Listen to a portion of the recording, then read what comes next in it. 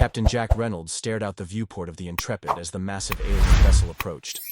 3 months ago, humanity had detected the first signs of extraterrestrial intelligence, radio signals from what appeared to be an armada, heading straight for Earth. Governments panicked, militaries mobilized, and humanity prepared for the worst. The Intrepid was Earth's welcoming committee, a hastily assembled diplomatic vessel carrying representatives from the major powers. Jack had been selected to command the mission due to his cool head and diplomatic experience. Standing beside him on the bridge were Dr. Alan Foster, xenolinguist extraordinaire, and Commander Maria Ortiz, military liaison. "Holy hell, that thing is big," whispered Maria, eyes wide as the alien flagship grew larger in their view. The vessel was indeed massive, at least 20 times the size of their own ship, gleaming with an iridescent metal that shifted colors. In the starlight, ornate spires and what looked suspiciously like decorative flourishes adorned its hull. "They're hailing us," reported Communications Officer Tom Bell, his fingers dancing across his console. "Video and audio." Jack straightened his uniform and nodded. "Put them through." The main screen flickered to life, revealing what could only be described as... well, Jack wasn't quite sure what he was looking at. The alien had a bulbous purple head with 4 stalked eyes that moved independently of each other. Its body was draped in layers of shimmering fabrics that seemed to change pattern continuously. Behind it stood several other aliens of slightly different coloration, all wearing even more elaborate garments. "Greetings, primitive species," boomed the alien in perfect English, its voice surprisingly deep and resonant. "I am Grand High Emperor Zoltar XIV, Supreme Ruler of the Galactic Imperium, Lord of the 7 Spiral Arms, Master of 10,000 Worlds, and Bearer of the Sacred Crystal of Calthun." Jack blinked. Greetings. I'm Captain Jack Reynolds of Earth. We come in peace." The alien, Zoltar, puffed up visibly. "Of course you do. All species tremble before the might of the Imperium. We have come to formally accept your planet's surrender and integrate you into our glorious empire. You should feel honored. Only 1 in 20 primitive worlds receives a personal visit from the Emperor himself." Jack shot a glance at Alan, who looked as confused as he felt. "Perhaps there's been a misunderstanding," Jack said carefully. "We're not surrendering our planet. We were hoping to establish diplomatic relations." Zoltar's eyes swiveled independently, all 4 eventually, focusing on Jack with what appeared to be confusion. "Not surrendering? But that's how it works. We arrive, you surrender.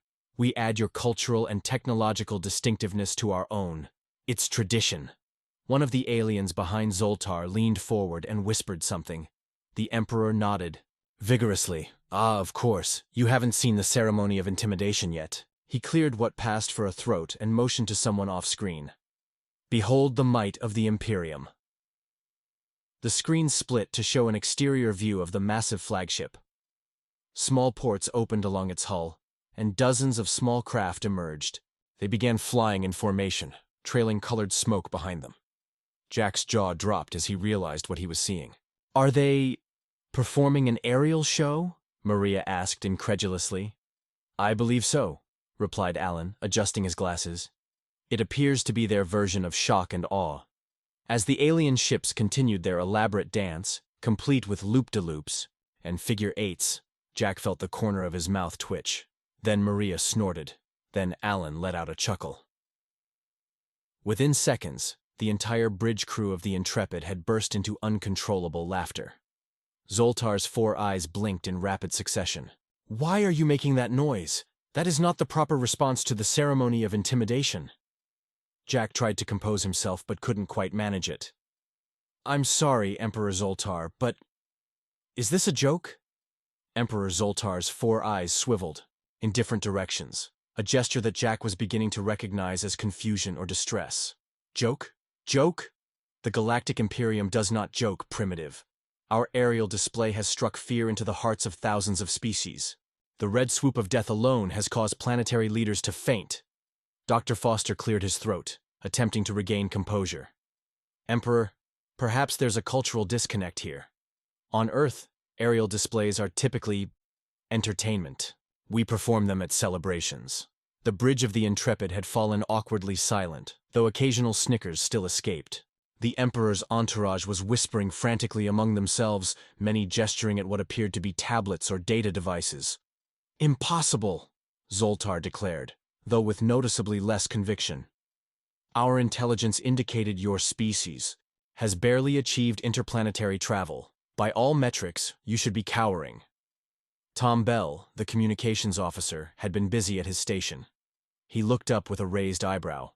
"Captain, I've analyzed their transmission. Their mighty armada consists of exactly one capital ship, the one we're looking at, and those display fighters. They have no other vessels." Jack tilted his head. "Is that true, Emperor?" The alien ruler seemed to deflate slightly. One of his advisors stepped forward, an even more elaborately dressed individual with blue-tinted skin. "Your Magnificence, if I may," the advisor said, bowing deeply.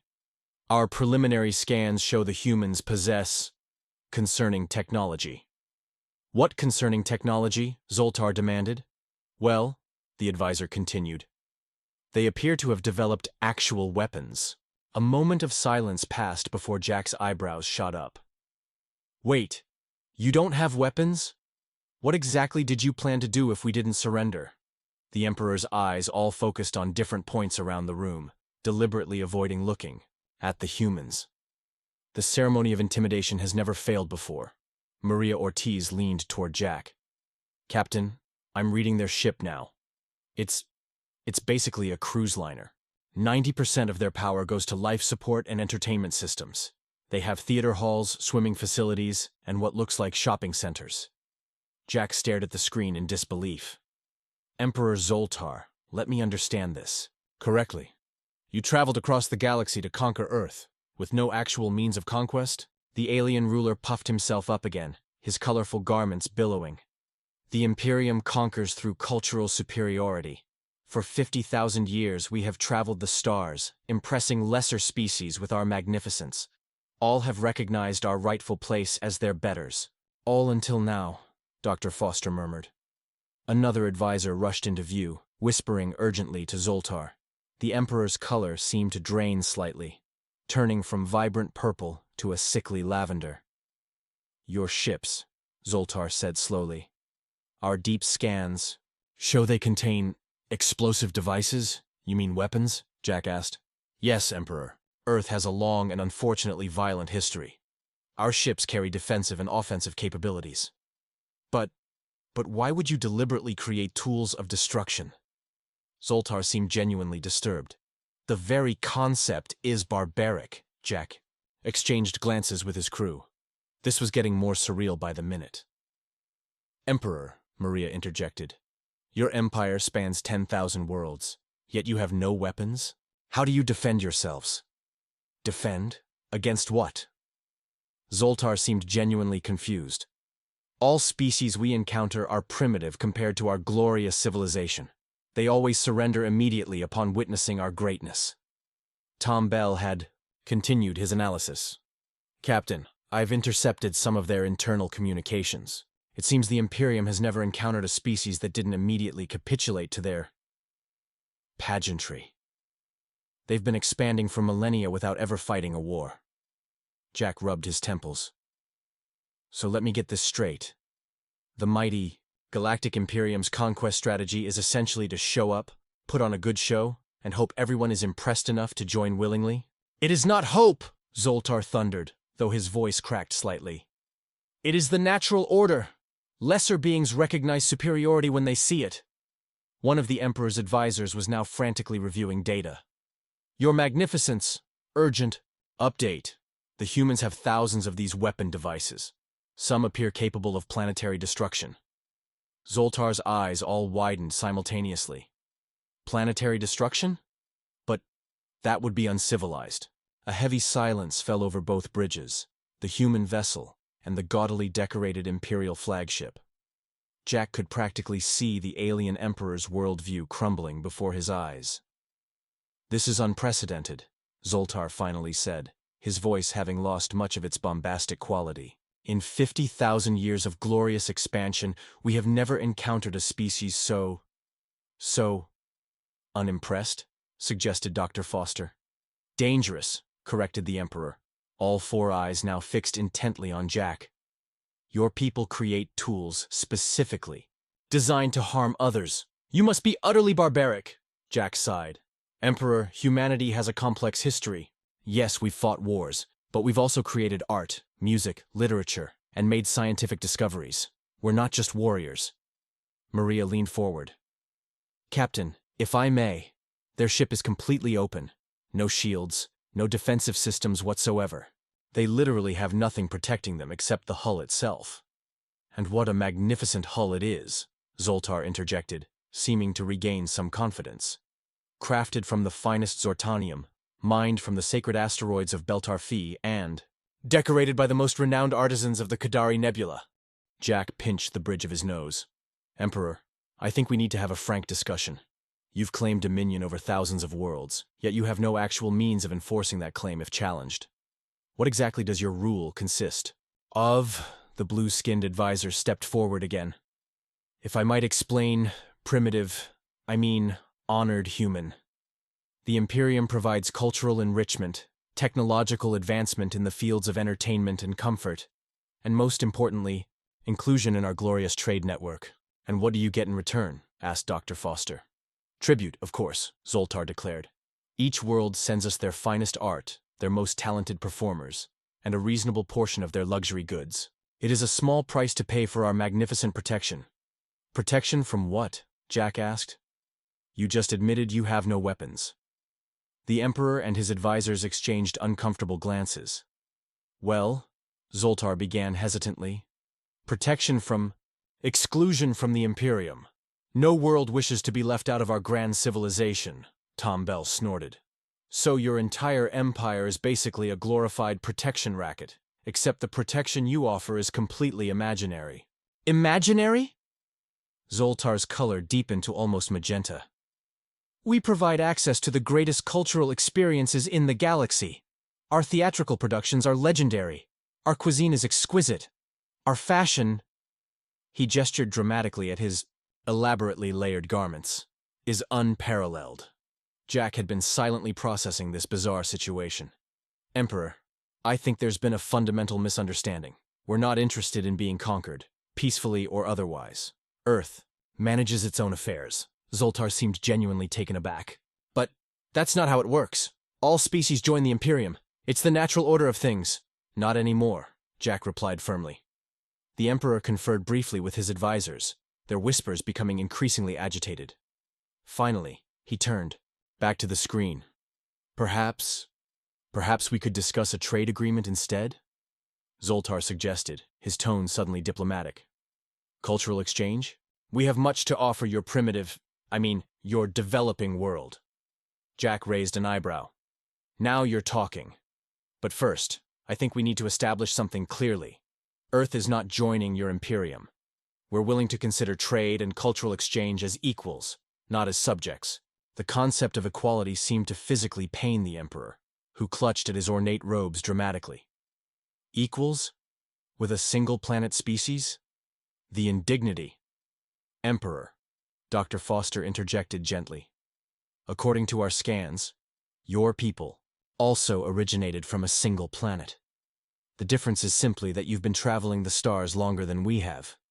Yes, but we've done it with such style, Zoltar protested. Another advisor approached the Emperor, this one with tentacle-like appendages carrying what appeared to be a very old scroll. After reviewing it, Zoltar's eyes widened in what appeared to be shock. It seems, the Emperor said. Slowly, there is a rarely invoked provision in the ancient Imperial Code for dealing with unusually resilient species. Article 7.3.9 allows for diplomatic relations of mutual benefit without formal subjugation, in cases where a species demonstrates exceptional fortitude or unique valuable qualities. Jack couldn't help smiling. Well, there you go. Article 7.3.9 it is. The next day found Jack, Dr. Foster, and Commander Ortiz aboard the Imperial flagship, a decision that had required significant convincing of Earth's governments. The sheer opulence of the alien vessel was even more overwhelming in person. The walls were covered in what appeared to be genuine gold and precious gems. Hallways stretched wider than football fields, and everything, absolutely everything, was elaborately decorated. "This is architectural maximalism taken to an absurd extreme," whispered Dr. Foster, as they were led through corridors by a small procession of Imperial attendants. "They don't seem to grasp the concept of negative space," Maria nodded. "No wonder they've never developed weapons. They've spent all their resources on whatever this is." Their guide, an alien introduced as Grand Chamberlain Dax, gestured proudly to their surroundings. "This corridor alone contains artwork from 73 different member worlds. The central ceiling mosaic took 3 centuries to complete, with each tile individually blessed by the high artists of Xanthoria." Jack tried to look impressed rather than bewildered. "It's certainly elaborate." They were led into what could only be described as a throne room. The ceiling soared at least 100 feet high, with floating platforms containing small orchestras that played alien music as they drifted about. Emperor Zoltar sat upon a massive golden throne that seemed to hover slightly above the floor, surrounded by attendants waving what looked suspiciously like fancy feather dusters. "Welcome, humans," the Emperor proclaimed. "Welcome to the heart of galactic civilization." Jack bowed slightly. "Thank you for your hospitality, Emperor. Please, be seated." Zoltar gestured to ornate chairs that materialized from the floor. "We have much to discuss." As they sat, servants rushed forward with beverages in jewel-encrusted goblets. Jack took his cautiously, sniffed it, and was surprised to find it smelled pleasantly like honeysuckle. "Now then," Zoltar began, his tone businesslike despite his ridiculous appearance. "Our analysts have been reviewing what little information we have about your world. It seems you humans are quite unique." "How so?" asked Dr. Foster. The blue-skinned advisor from yesterday stepped forward with a data tablet. "For one, your species appears to be the only one we've encountered that developed projectile weapons before achieving faster-than-light travel. Most civilizations focus on transportation and communication technologies. Also," added another advisor, this one with tentacle-like appendages, "your entertainment includes simulated conflict. Your movies and video games depict violence. For amusement," Jack exchanged glances with his colleagues. "I suppose that's true. Humanity has always had a complicated relationship with conflict." Emperor Zoltar leaned forward, all 4 eyes focused intently on Jack. "Tell me, Captain Reynolds, does your species truly destroy parts of your own world in these wars?" "Unfortunately, yes," Jack admitted. "Our history includes many conflicts." The Emperor shuddered visibly. "Barbaric. And yet fascinating. In all our travels, we've never encountered a species quite like yours." "Perhaps that's why your usual approach didn't work on us," suggested Maria. "We're accustomed to threat displays, real or implied." Zoltar nodded thoughtfully. Yes. Our ceremonial intimidation techniques rely on the assumption that all rational beings wish to avoid conflict. But your species, you've become desensitized." Dr. Foster cleared his throat. "I wouldn't put it quite that way. We value peace, but we're prepared to defend ourselves when necessary." "Which brings us to our current situation," Jack said. "Emperor, I'll be direct. Earth has no interest in becoming part of your Imperium. However, we are interested in peaceful relations, cultural exchange, and potentially trade." The Emperor's 4 eyes blinked in sequence. "Yes, Article 7.39, the exception clause." He sighed dramatically. "Very well. But I must ask, what could your violent little world possibly offer the glorious Imperium?" Jack smiled. "Well, for starters, we make pretty good action movies." 6 months later, Jack found himself once again aboard the Imperial flagship, though under vastly different circumstances. What had begun as tense first contact had evolved into something unexpected, a cultural phenomenon. "Captain Reynolds!" Emperor Zoltar exclaimed, arms outstretched in greeting. The Emperor had modified his attire to include what appeared to be a leather jacket over his traditional robes, a fashion choice directly inspired by Earth media. "Welcome back to the magnificent Celestial Palace." Jack nodded respectfully. "Emperor, I see human culture continues to make an impression." "Impression? It's a revolution." Zoltar gestured expansively around the throne room, which had undergone significant changes. The floating orchestras remained, but they were now playing recognizable Earth music, mostly classic rock. Screens showed what appeared to be action movies, and many of the imperial court were dressed in approximations of human clothing. Your entertainment has swept through the Imperium like wildfire, the Emperor continued. Particularly these action films. To think, creating dramatic narratives around conflict. The concept was entirely foreign to us. Dr. Foster, who had accompanied Jack on this follow-up mission, nodded. Cultural exchange often yields unexpected results. Unexpected indeed, Zoltar agreed enthusiastically. The trade agreement has been extraordinarily profitable. Your world receives our luxury goods, art, and comfort technology, while we receive your movies, music, and literature. Both sides are satisfied.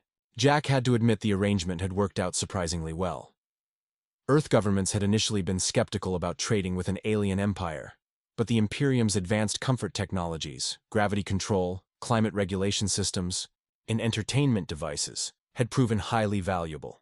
In return, the aliens had developed an insatiable appetite for human creative content. The latest shipment of action films has been particularly popular, the blue-skinned advisor noted, approaching with data tablets. Die Hard has become mandatory viewing in all Imperial educational institutions. That's flattering, Jack replied, not entirely sure how to feel about alien children studying John McClane. Come. Zoltar rose from his throne.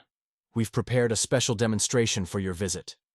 The humans were led through the ornate corridors to an enormous chamber that Jack hadn't seen on his previous visit. Inside was what appeared to be a recreation of an Earth City street, populated by aliens in human clothing performing what seemed to be— "Is this a play?" Dr. Foster asked, adjusting his glasses. "Better," Zoltar declared proudly. "It's an action sequence, our first attempt at creating human-style entertainment." What followed was perhaps the most bizarre interpretation of an action scene Jack had ever witnessed. Aliens dramatically pretended to fight in slow motion, making exaggerated explosion sounds with their mouths. One performer repeatedly yelled, "Yippee-ki-yay!" while sliding across the floor. "What do you think?" Zoltar asked eagerly. "We've studied your Die Hard and Mission Impossible extensively." Jack exchanged glances with Dr. Foster, both struggling to maintain diplomatic composure. "It's certainly energetic," Jack managed. "The choreography is quite creative," Foster added diplomatically. The Emperor beamed with pride. "This is just the beginning. We're establishing an entire new division within the Imperial Cultural Ministry dedicated to action entertainment."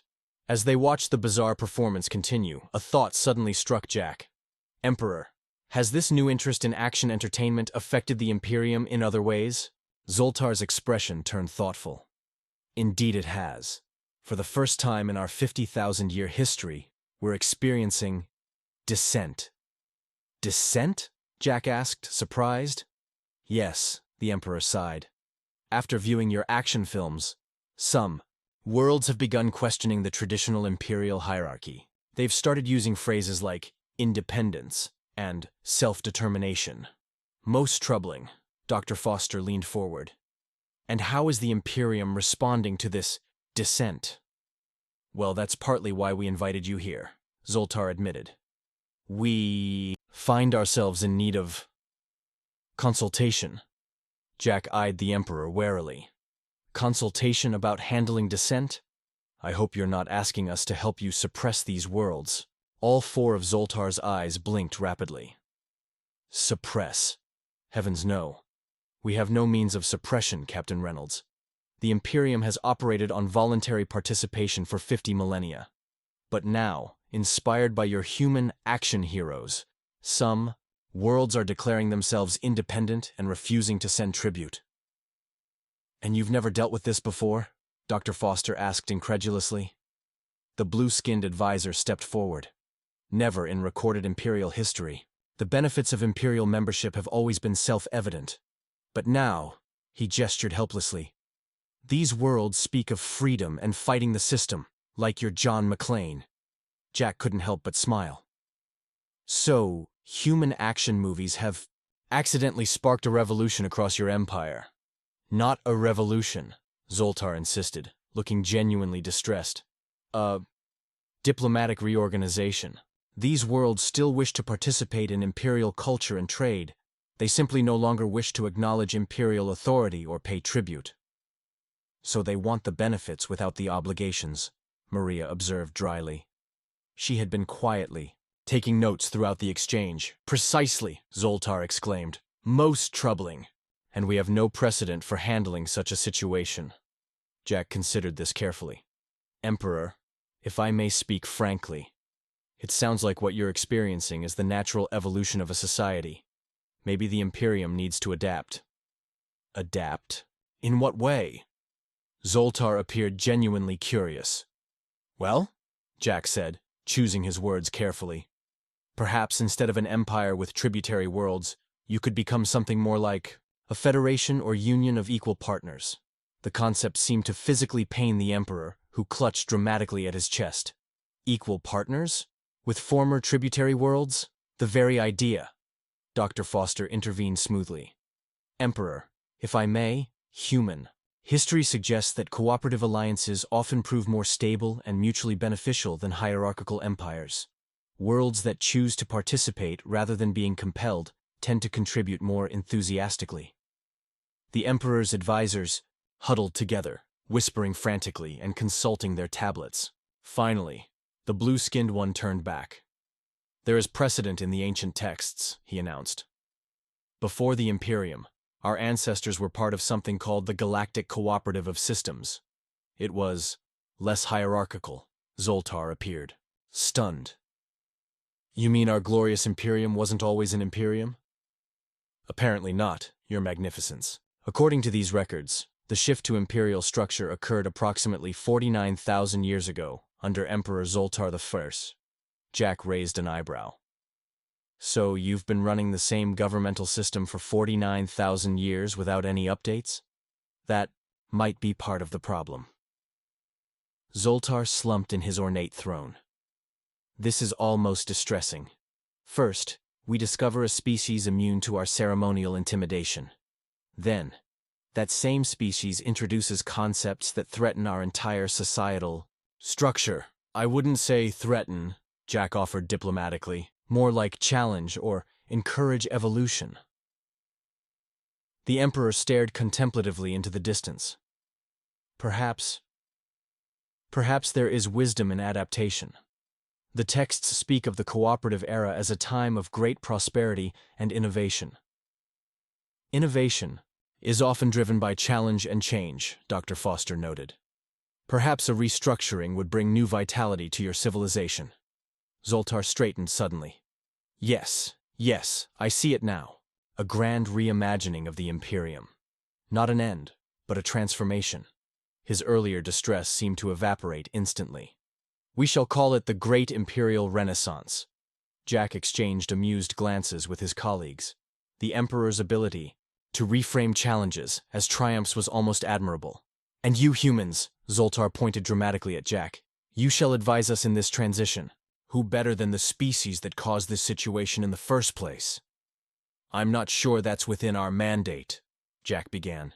Nonsense, Zoltar declared. This will be the greatest cultural exchange in galactic history. The Imperium evolves, and Earth gains an ally in the stars. Even better, the first revision to imperial governance in 49,000 years will be forever associated with humanity. You'll be legends, Jack sighed. Somehow, he suspected Earth's governments hadn't anticipated becoming constitutional advisors to an alien empire when they sent him on this diplomatic mission. I'll have to consult with my superiors, he said carefully. Excellent. Zoltar clapped his hands together. While you do, we shall prepare for the announcement. The Great Imperial Renaissance begins today. As the Emperor and his entourage bustled away, already planning what would undoubtedly be an absurdly elaborate ceremony, Maria leaned toward Jack. So, she said dryly, we came to meet aliens and accidentally triggered the reformation of a 49,000-year-old galactic government. Not bad for a species that only achieved FTL travel last decade. Jack rubbed his temples. I'm not sure if this is humanity's greatest achievement or our most ridiculous blunder. Dr. Foster smiled. Perhaps it's both. 1 year later, Jack stood in the newly renamed Hall of Cooperative Assembly, aboard what was now called the Galactic parliamentary vessel. Gone was the gaudy throne, replaced by a circular arrangement of seats representing member worlds. The hall still maintained some of the imperial aesthetic. The aliens couldn't quite abandon their love of ornamentation, but it was noticeably more functional. Emperor Zoltar, now First Speaker Zoltar, approached Jack with open arms. The alien leader had simplified his attire somewhat, though by human standards, it was still ridiculously ornate. "Captain Reynolds, welcome to the first official assembly of the Galactic Cooperative," Jack nodded respectfully. "Congratulations, First Speaker. The transition seems to have gone smoothly." "Smoothly? It's been magnificent," Zoltar declared. "Worlds that had declared independence have rejoined under the new charter. Trade has increased by 30%, and the cultural renaissance— the cultural renaissance." The blue-skinned advisor, now bearing the title Minister of Interspecies Relations, approached with data tablets. "The reforms have been remarkably successful. By removing mandatory tribute and establishing equal representation, we've actually strengthened galactic cohesion." Dr. Foster, who had been studying the new governmental structure, nodded approvingly. "A classic case of adapting to survive. Impressive how quickly you implemented the changes. Well, when one has been doing things the same way for 49,000 years, a little change becomes quite exciting," Zoltar admitted. "And speaking of exciting, we have a surprise for you." The first speaker led them to a newly constructed wing of the massive vessel. As the doors slid open, Jack was stunned to see what appeared to be an exact replica of Times Square, complete with billboards showing human entertainment. "Behold," Zoltar announced proudly, "the Earth Cultural Center, the first of many to be established throughout the cooperative. This is incredibly detailed," Jack managed, staring at the perfect reproduction. "Yes, we've become quite adept at recreating your environments. This facility will serve as a hub for human cultural exchange. Movies, music, art, literature, and of course action entertainment." The Minister of Interspecies Relations stepped forward. "Human culture has become the most popular import across all member worlds. Your fiction concept was revolutionary. The idea of creating entirely imaginary scenarios for entertainment," Jack raised an eyebrow. "You didn't have fiction before?" "Not as such," the minister explained. "Our entertainment traditionally consisted of elaborate pageantry and displays of actual historical events. The concept of creating stories from nothing was novel." "And your action heroes," Zoltar added enthusiastically. "They've inspired an entirely new philosophy across the cooperative.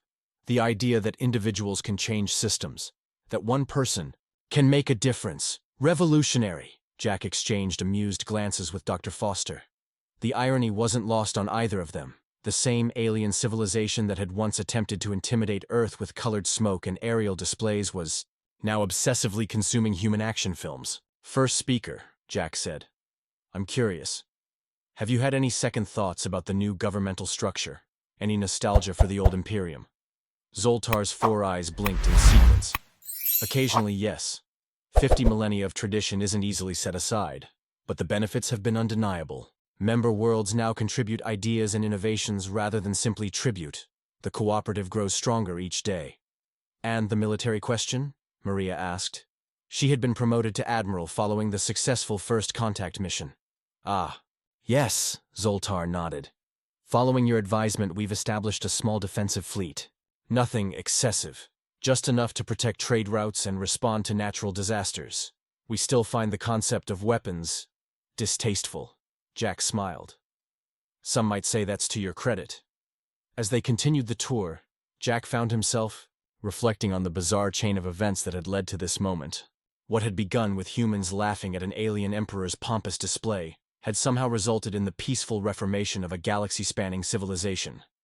Later, as the Earth delegation prepared to return to their ship, Zoltar pulled Jack aside. "Captain Reynolds, I must confess something," the first speaker said, lowering his voice. "When we first encountered Earth, we thought you primitives had nothing to offer the glorious Imperium." "And now?" Jack asked. Zoltar's expression turned serious, all 4 eyes focusing on Jack. "Now I understand that the Imperium had grown stagnant. For millennia, We expanded without challenge, accumulated without purpose, existed without growth. Your species, with your strange history of conflict and creation, your stories of individuals changing worlds, you've given us something we never knew we lacked. And what's that? Perspective, Zoltar replied simply. The understanding that comfort and stability, while valuable, can lead to stagnation without occasional disruption. Jack nodded. Human history is full of disruptions. We've learned to adapt. Indeed. Zoltar's mood brightened instantly. And now, so have we. The Galactic Cooperative enters a new era, and humanity stands as our honored partner. As Jack boarded the shuttle back to the Intrepid, he couldn't help but smile at the absurdity of it all. Humanity had spent centuries wondering if first contact would bring destruction, subjugation, or enlightenment. Nobody had anticipated that.